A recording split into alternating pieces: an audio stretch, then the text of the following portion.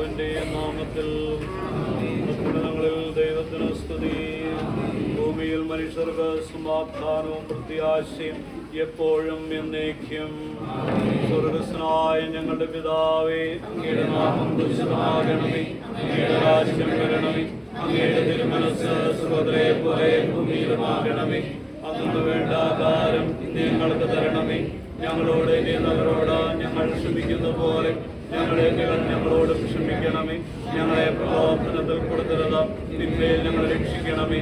എന്തുകൊണ്ടെന്നാൽ രാജ്യവും ശക്തിയും മഹത്വവും എന്നേക്കുമേടേതാകുന്നു. ആമേൻ. നമുക്ക് പ്രാർത്ഥിക്കാം. പിതാവായ ദൈവമേ, അങ്ങയുടെ തിരഞ്ഞെടുക്കപ്പെട്ട ജനത്തെ ഈജിപ്തിൽ അടിമത്തത്തിൽ നിന്ന് അത്ഭുതകരമായി ഇന്ന് രക്ഷിച്ചുവല്ലോ. ഈ മാസം 11-ാം തീയതി നിങ്ങൾ ഒരാടിന് ബലി കഴിക്കണം. കയ്പുള്ള സസ്യം കൂട്ടി പുളിക്കാത്ത അപ്പവും നിങ്ങൾ ഭക്ഷിക്കണം.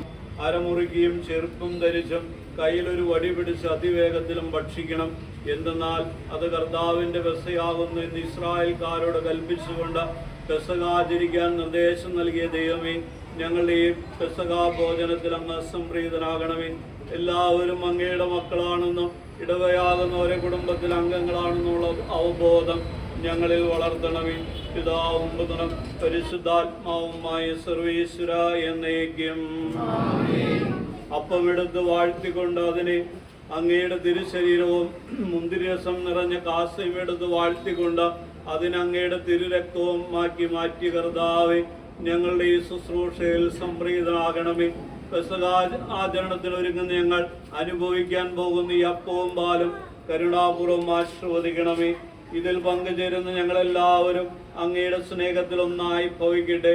ഇതിൽ നിന്ന് അനുഭവിക്കുന്നവരെ സന്തോഷവും സംതൃപ്തിയും കൊണ്ട് നിറയ്ക്കണമേ. എല്ലാ പൈശാചിക ബാധകളിൽ നിന്ന് അവരെ വിമോചിപ്പിക്കുകയും ചെയ്യണമേ, ഇപ്പോഴും എപ്പോഴും എന്നേക്കും.